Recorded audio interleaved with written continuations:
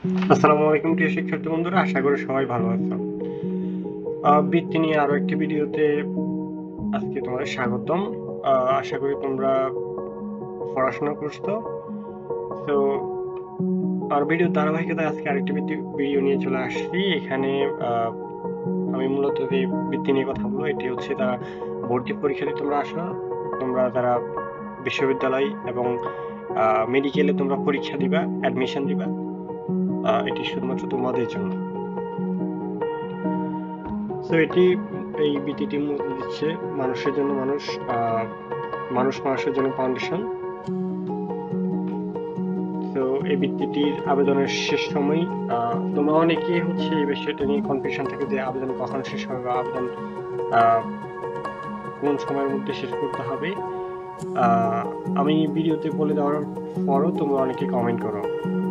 আমি একজন স্টুডেন্ট, তোমরা স্টুডেন্ট, তো আমার হচ্ছে পড়াশোনা করতে হয়, অন্যান্য এক্সট্রা কারিকুলার অ্যাক্টিভিটিস আমাকে করতে হয়।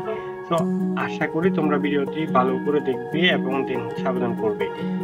ভিডিও সম্পূর্ণ না দেখে তোমরা কোশ্চেন করবে না, এবং আমার কমেন্টে অনেকগুলোই কোশ্চেন থাকে, তোমরা পারলে ওই কোশ্চেনগুলো দেওয়ার চেষ্টা করবে আর কি। এটি আমার রিকোয়েস্ট, তোমরা সময় করে করতে পারো। ওকে, আসো।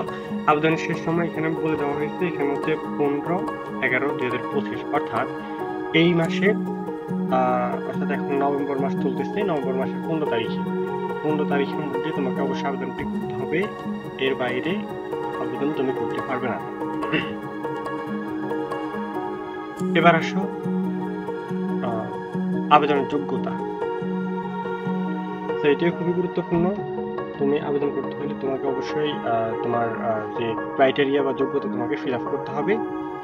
আবেদনের যোগ্যতা হিসেবে বলা হয়েছে সিটি কর্পোরেশন অথবা জেলা শহর এলাকার অন্তর্গত স্কুল ও কলেজের শিক্ষার্থীদের ক্ষেত্রে এইচএসসি এবং এসএসসি মিলে ন্যূনতম জিপিএ 10 থাকতে হবে, অর্থাৎ তোমাদের এসএসসিতে 5 এবং এইচএসসিতে যথাক্রমে 5 থাকতে হবে, অন্যথায় তোমরা আবেদন করতে পারবে না। এটা হচ্ছে বিজ্ঞান বিভাগের জন্য। দ্বিতীয়ত, তোমরা যারা গ্রামীণ অথবা অনগ্রসর জাতিগোষ্ঠী আছো, তোমাদের জন্য এক্ষেত্রে কিছুটা শিথিলতা আছে। এসএসসি এবং এইচএসসি মিলে তোমাদের ন্যূনতম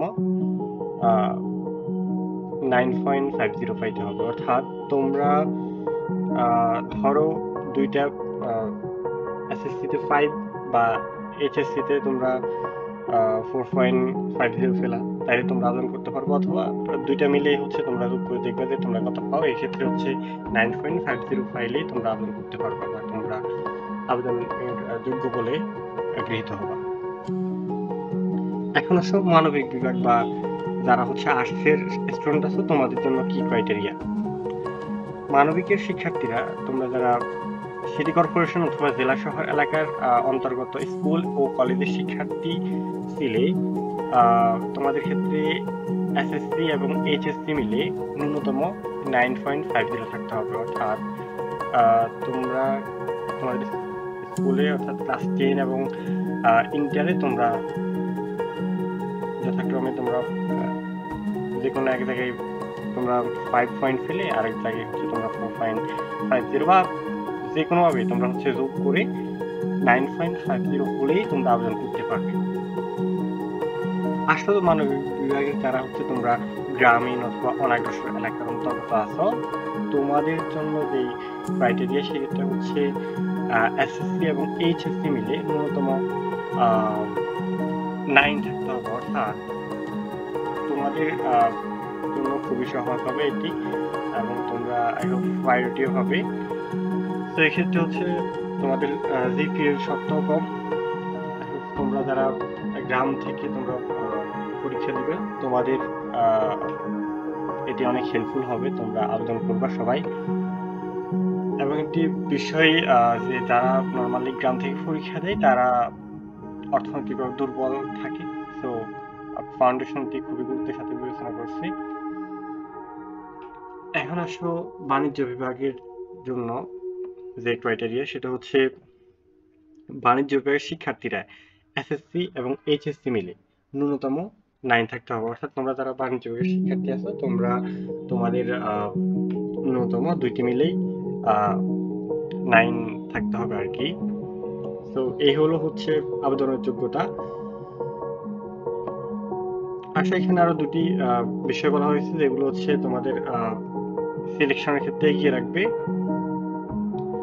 এই সুযোগ শুধুমাত্র সুবিধাবঞ্চিত মেধাবী শিক্ষার্থীদের জন্য। অর্থাৎ তোমরা যারা সুবিধাবঞ্চিত, তোমাদের অর্থনৈতিক অবস্থা ভালো না, তোমরা হচ্ছে এখানে আবেদন করবা। যারা হচ্ছে তোমাদের অর্থনৈতিক অবস্থা ভালো, তোমরা আবেদন না করাই ভালো হবে এখানে।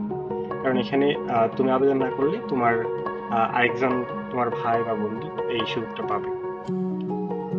আসলে দ্বিতীয় যে ক্রাইটেরিয়া সেটা হচ্ছে শিক্ষার্থীকে অবশ্যই পড়াশোনা আগ্রহী এবং ব্যক্তিগত জীবনে সৎ থাকতে হবে। এই হলো হচ্ছে দুটি বিষয় বলে দেওয়া হয়েছে। আর আবেদনের প্রক্রিয়া যেটা, সেটা হচ্ছে তোমাদের একটি গুগল ফর্ম দেওয়া হবে, সেটা তোমাকে অবশ্যই ফিল আপ করতে হবে। ফিল আপ করার পর ওনারা হচ্ছে ভাইবার জন্য কল করবে, দেন হচ্ছে যাচাই বাছাইয়ের মাধ্যমে তোমাদের নির্বাচিত করবে।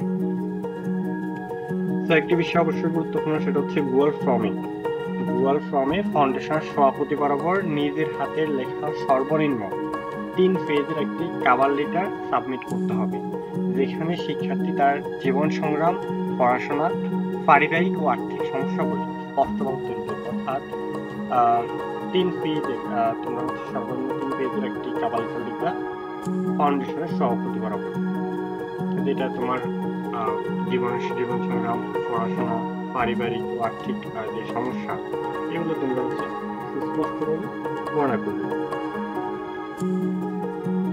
তো তোমরা যদি এই কভার লেটারটা কিভাবে লিখতে হয় এই সম্পর্কে জানতে চাও, তোমরা অবশ্যই কমেন্ট করবা, তাহলে আমি একটি ফরম্যাট কমেন্ট বক্সে দিয়ে দেবো ইনশাল্লাহ।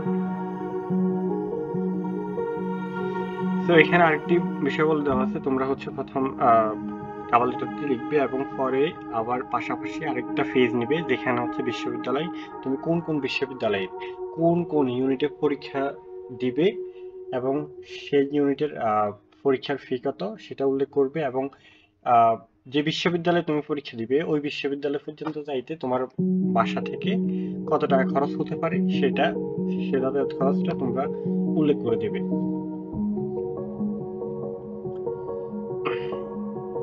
এখানে বলা হয়েছে 3 পেজের বেশি লিখলে সমস্যা নেই, লক্ষণীয় যে সবগুলো পেজ মোবাইল স্ক্যানার দিয়ে স্ক্যান করে অবশ্যই একটি পিডিএফ ফাইল করে সাবমিট করতে হবে। স্ক্যান কপি ও হাতের লেখা স্পষ্ট না হলে আবেদন গ্রহণযোগ্য হবে না। তো তোমরা এই বিষয়টা অবশ্যই কেয়ারফুল থাকবা।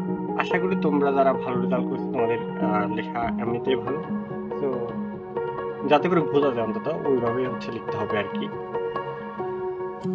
এখানে আবেদনের লিঙ্কটা দেওয়া আছে, আমি হচ্ছে লিঙ্কটি অবশ্যই ডিসক্রিপশন কমেন্ট বক্সে দেওয়ার চেষ্টা করব, দিয়ে দিব, ডিসক্রিপশনে থাকবে অবশ্যই। আর এখানে আরো কিছু উল্লেখ করার মতো বিষয় বলতে হয়েছে, সেটা হচ্ছে বর্ণিত যোগ্যতা এবং আবেদনপত্রে উল্লেখিত শর্তাবলী কোনো একটি অসম্পূর্ণ থাকলে, কোনো ভুল তথ্য থাকলে অথবা মিথ্যা প্রমাণিত হলে, তথ্য গোপন করলে, সঠিক মাসিক আয় উল্লেখ না থাকলে অথবা অন্য কোনো প্রতিষ্ঠান থেকে বৃত্তিপ্রাপ্ত হলে আবেদন বাতিল বলে গণ্য হবে। তো তোমরা এই বিষয়গুলো অবশ্যই লক্ষ্য করবা এবং ওই অনুযায়ী হচ্ছে তোমরা অ্যাপ্লিকেশন করবা। আই হোপ তোমরা এ ব্যাপারে আর কোনো তোমাদের কনফিউশন থাকবে না। তো যদি কোনো কনফিউশন থাকে তোমরা অবশ্যই কমেন্ট করবা এবং তোমরা কমেন্টে একে অপরকে হেল্প করবা। কেউ কোনো কোশ্চেন করলে তোমরা আনসার দেওয়ার চেষ্টা করবা, কারণ তুমি আরেকজনকে হেল্প করলে এটা তোমার জন্য অবশ্যই ভালো হবে। আশা করি সবাই ভালো থাকবে। আজকে এ পর্যন্তই, বিদায়।